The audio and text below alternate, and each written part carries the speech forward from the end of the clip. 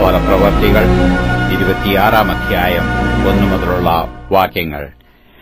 അഗ്രിപ്പാവ് പൗലോസിനോട് നിന്റെ കാര്യം പറവാൻ അനുവാദമുണ്ട് എന്ന് പറഞ്ഞപ്പോൾ പൗലോസ് കൈനീട്ടി പ്രതിവാദിച്ചതെന്നാൽ, അഗ്രിപ്പാ രാജാവേ, യഹൂദന്മാർ എന്റെ മേൽ ചുമത്തുന്ന എല്ലാ കുറ്റങ്ങളെയും കുറിച്ച് ഇന്ന് തിരുമുൻപാകെ പ്രതിവാദിപ്പാൻ ഇടവന്നതുകൊണ്ട്, വിശേഷാൽ നീ യഹൂദന്മാരുടെ ഇടയിലെ ആചാരങ്ങളും തർക്കങ്ങളും എല്ലാം അറിയുന്നവൻ ആകയാൽ ഞാൻ ഭാഗ്യവാനെന്ന് നിരൂപിക്കുന്നു. അതുകൊണ്ട് എന്റെ പ്രതിവാദം ക്ഷമയോടെ കേൾക്കണമെന്ന് അപേക്ഷിക്കുന്നു. എന്റെ ജാതിക്കാരുടെ ഇടയിലും യെരുശലേമിലും ആദിമുതൽ ബാല്യം തുടങ്ങിയുള്ള എന്റെ നടപ്പ് യഹൂദന്മാർ എല്ലാവരും അറിയുന്നു. ഞാൻ നമ്മുടെ മാർഗ്ഗത്തിൽ സൂക്ഷ്മതയേറിയ മതഭേദപ്രകാരം പരീശനായി ജീവിച്ചു എന്ന് അവർ ആദ്യമുതൽ അറിയുന്നു. അവർക്ക് മനസ്സുണ്ടെങ്കിൽ സാക്ഷ്യം പറയാം. ദൈവത്താൽ നമ്മുടെ പിതാക്കന്മാർക്ക് ലഭിച്ചതും നമ്മുടെ 12 ഗോത്രങ്ങളും രാപകൽ ശ്രദ്ധയോടെ ആരാധിച്ചും കൊണ്ട് എത്തിപ്പിടിപ്പാൻ ആശിക്കുന്നതുമായ വാഗ്ദത്തത്തിലുള്ള പ്രത്യാശ ഹേതുവായിട്ടത്രേ ഞാൻ ഇപ്പോൾ വിസ്താരത്തിലായിരിക്കുന്നത്. ആ പ്രത്യാശയെ ചൊല്ലിയാകുന്നു രാജാവേ, യഹൂദന്മാർ എന്റെ മേൽ കുറ്റം ചുമത്തുന്നത്. ദൈവം മരിച്ചവരെ ഉയർപ്പിക്കുന്നത് വിശ്വാസയോഗ്യമല്ല എന്ന് നിങ്ങൾക്ക് തോന്നുന്നത് എന്ത്? നസ്രായനായ യേശുവിന്റെ നാമത്തിന് വിരോധമായി പലതും പ്രവർത്തിക്കണം എന്ന് ഞാനും വിചാരിച്ചു. സത്യം, അത് ഞാൻ യെരുശലേമിൽ ചെയ്തിട്ടുമുണ്ട്.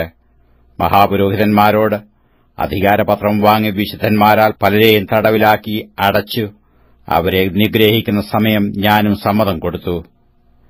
ഞാൻ എല്ലാ പള്ളികളിലും അവരെ പലപ്പോഴും ദണ്ഡിപ്പിച്ചും കൊണ്ട് ദൂഷണം പറവാൻ നിർബന്ധിക്കുകയും അവരുടെ നേരെ അത്യന്തം ഭ്രാന്തി പിടിച്ച് അന്യപട്ടണങ്ങളോളവും ചെന്നു അവരെ ഉപദ്രവിക്കുകയും ചെയ്തു.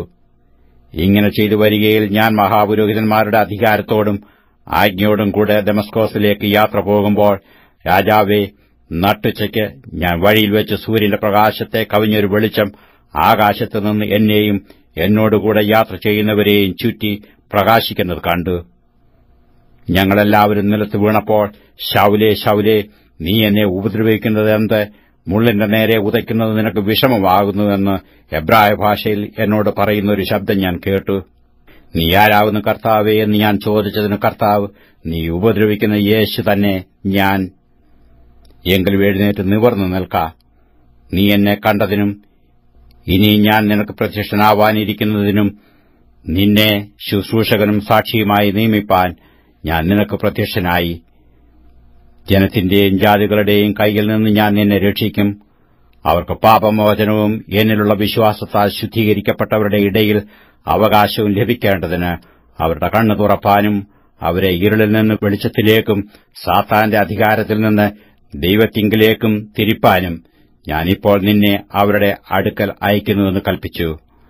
അതുകൊണ്ട് അഗ്രിപ്പാ രാജാവേ, ഞാൻ സ്വർഗീയ ദർശനത്തിന് അനുസരണക്കേട് കാണിക്കാതെ ആദ്യം ദമസ്കോസിലും യെരുശലേമിലും യഹൂദ്യദേശത്തെങ്ങും ഉള്ളവരോടും പിന്നെ ജാതികളോടും മാനസാന്തരപ്പെട്ട് ദൈവത്തിങ്കിലേക്ക് തിരിഞ്ഞ് മാനസാന്തരത്തിന് യോഗ്യമായ പ്രവർത്തികൾ ചെയ്യണം എന്ന് പ്രസംഗിച്ചു.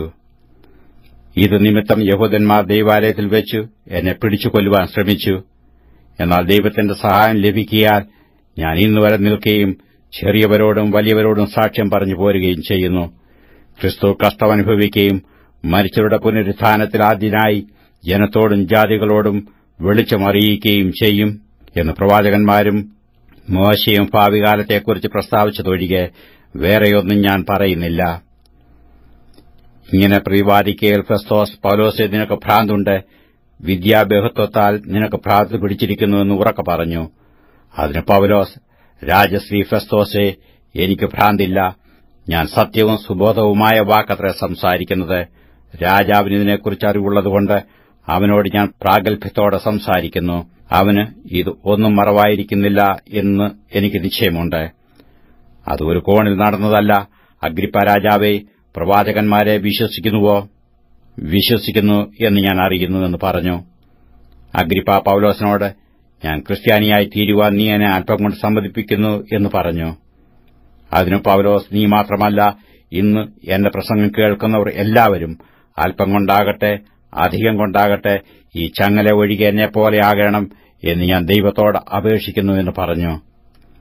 അപ്പോൾ രാജാവും ദേശാധിപതിയും ബെർനീക്കയും അവരോടുകൂടെ ഇരുന്നവരും എഴുന്നേറ്റ് മാറി നിന്നു.